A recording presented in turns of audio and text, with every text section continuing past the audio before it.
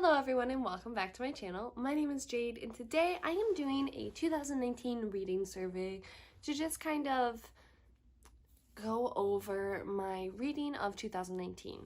So, this is a list of questions that I got from Books and Lala. I'm pretty sure she made up this survey to talk about her books, but I'm not completely sure. So I'll link the video she did down below of her reading survey. I love her channel a lot. She inspires me quite a bit to do videos, so I would definitely check her out if you don't know her. And the first question in the reading survey was, how many books did you read in 2019? And I read 72 books this year, which I am pleasantly surprised by. I originally had lowered my goal to 65 when I got to December because I didn't think I'd be able to reach 70, and I did and surpassed it too. So I'm really proud of myself for that.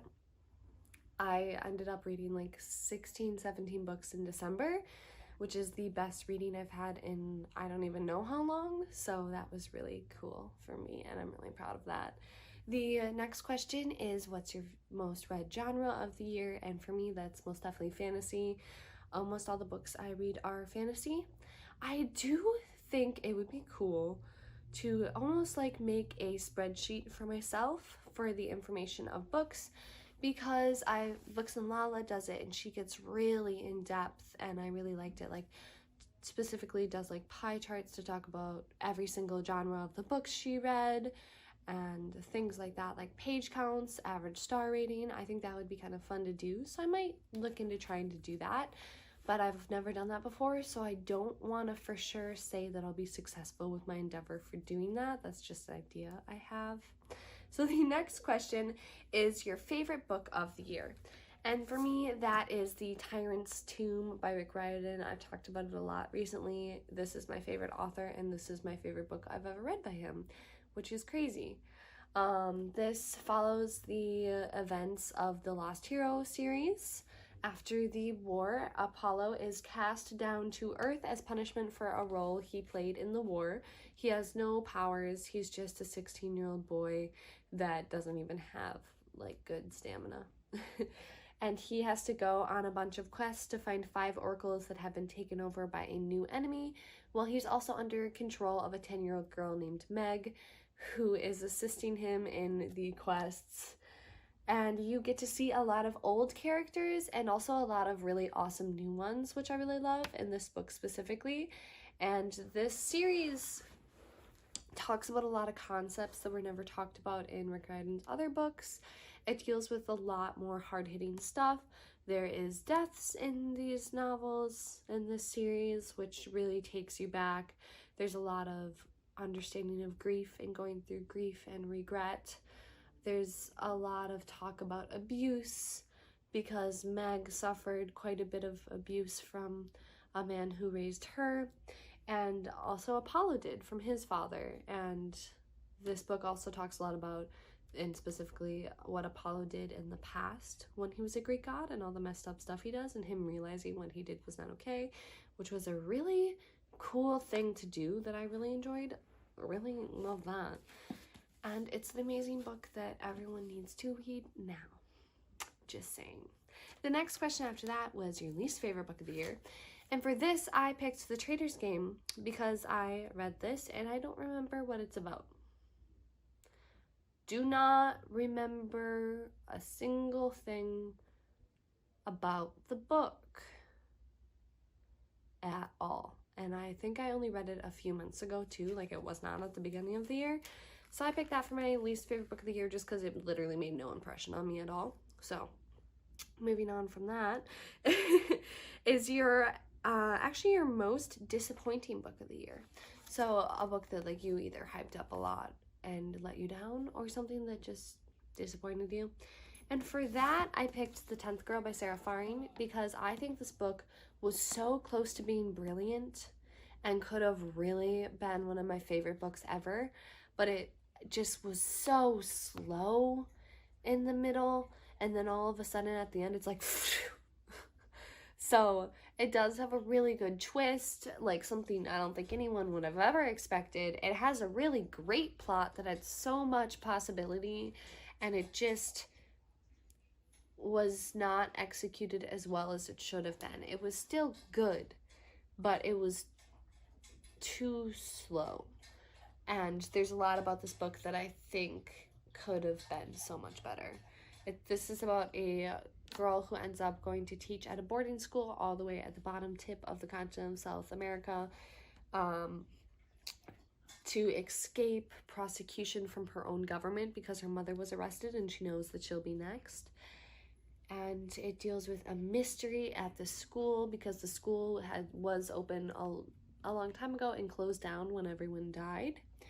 So there's a lot of mystery with that. And then also they're supposed to be teaching 10 girls, but there's only 9 and no one will talk about the 10th girl. So that's also something that is important that's going on. And it's like, was so, oh God. It was so close to brilliant, and it really bothered me. And it took me like a month to get through because I was just like, why is this happening? And then after that is the most overhyped book of the year. And I have a hard time with this because I feel like it's hard to not have other people's beliefs influence mine. So for this, I picked Serpent and Dove because everyone was talking about it and also everyone read it. Usually when a lot of people on BookTube talk about a book, they'll read 1 or 2 of the books that everyone's talking about for the month and that's it. And this was one of the ones that like everyone read. So it really was like super hyped and it just didn't live up to its full potential. Kind of like The 10th Girl, because I think it was brilliant. The world was smart. The plot was smart. The magic system and everything was really cool, but there was definitely just something that I felt like was missing. And I think the truth is that the romance just played too big of a role in it. I think that if the romance was a little bit less important, it would have been better, but that's also like the core of the story, so that's hard to say. There was just something missing from the story for me, and I really enjoyed it, and I hope to keep reading it, and like if it's a series, and I think it is, and I hope it will kind of expand more on the world and include more and stuff like that. And I do think it has a really good future. I just think that it wasn't quite everything that it could have been. So that's sort of my feeling for the last 2 books, which sucks, but they were still good books. I still love them a lot. Then the most surprising book of the year. And for me, that was Furthermore by Tahereh Mafi. This is her middle grade series, and it's one of my favorite series I've ever read. I'm deeply in love with it.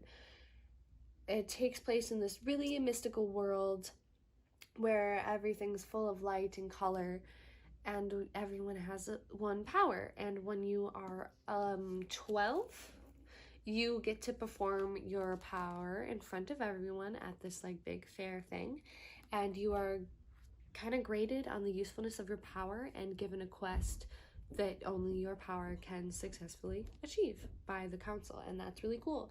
And the main character has a lot going on. Her father went missing a long time ago. She's gotten a bracelet for every week that he's gone. She really misses him, and she wants her quest to be to go find him.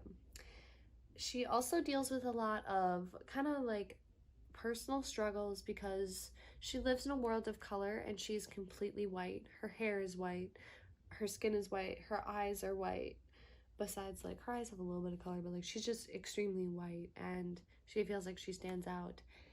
And she ends up totally bombing at performing her power and almost sort of runs away on the quest to find her father on her own, and gets involved with a boy who it turns out actually had a quest to find her, and they go to this super dangerous world called, is it called Nevermore? Or is it called Furthermore, where the dangerous land is? I can't remember. Oh, she's from Farronwood and they're going to Furthermore, which is like a place where every town has different rules and different things happening, and this world has used up so much magic that they have none left, so they eat people to get their magic. And that's that for a children's book. But it's super, super amazing, and I really loved every single aspect of it. It's way too good, actually. The next question is the shortest book you read, and for that I'd have to go with, I read a bunch of the Dramana Stilton books this year because I was rereading my childhood favorites. So they're still long. They're like 105 pages. They're just super simple and easy to read. So these are definitely the shortest books I read. I only read a couple. I want to do a reading vlog where I just read the books from my childhood, so I'm still working on getting to there. We'll get there soon. It's fine. And then the longest book I read of the year is Gemina by Jay Kristoff and Amy Kaufman. This is also one of my favorite books of the year. If The Tyrant's Tomb is my first favorite, this is the second. It's like reading an action movie. It's like you're reading a movie, which is even better because I love reading more than watching movies, so it's like even better. This has aliens that remind me of the movie Aliens. This has a group of elite assassins sent on board a ship to take it over. It has two people that weren't in the room that got taken over. One of them's the son of a drug lord who's doing some shifty stuff on the ship that can cause a lot of trouble. And one of them's the daughter of the captain who has spent her whole life training with her father and really knows how to fight. And my God, is it brilliant. Oh my God, I low-key want to reread it. But first I should read Obsidio and finish the series before I reread it. But I want to reread specifically that one. And it does not have the same characters as the first novel, prevalent in the book, but it is connected in a really cool way, which I love seeing as well. The next question is the biggest reading accomplishment of the year. And for me, I went with The Raven King by Maggie Stiefvater because this is the fourth and final book in the Raven Boys cycle, which means I finished a series that I've been reading for 3 years. So that just felt like a huge accomplishment for me because, like, I finished a series. That's kind of hard to do, and, like, I'm like, yay. So that was, like, pretty big for me, I feel like. And I'm pretty proud. Also, I could low-key say finally reading this book because it was on, like, 6 different TBR videos. But, like, that's fine. We're going to talk more about that book later. The next question is my favorite characters I read of the year, which is a hard question, and I don't think, like, I put enough thought into it because I just don't even know how to answer it. I'm definitely going to say all of the characters from the Apollo series, The Tyrant's Tomb. I had a lot of new characters that I loved and a lot of old ones. I also said Spellbook of the Lost and Found because I thought the characters were really intriguing and I liked every single character in this book. There wasn't a single character that bothered me. I thought they were all really developed. I loved the father who would wake his children up by shouting poetry at them in the morning, like super early in the morning. I loved the characters, the like super spicy, like you can't really know her girl who's like super beautiful but also like a really awesome person. I loved the gayness of this book because there's definitely a lot of like bi and lesbian representation, which was kind of really fun to read, and just everything was really great. Really liked this book, and I really loved just all the characters. The dad actually made such an impression on me, even though he's not like a main character in any way. Like, he makes me want to read a bunch of poetry and do that to my kids. That's so funny. Like, that's awful, but you know your kids love you for it. So I low-key think that like I might have to do something like that in the future. Oh my God, I just died.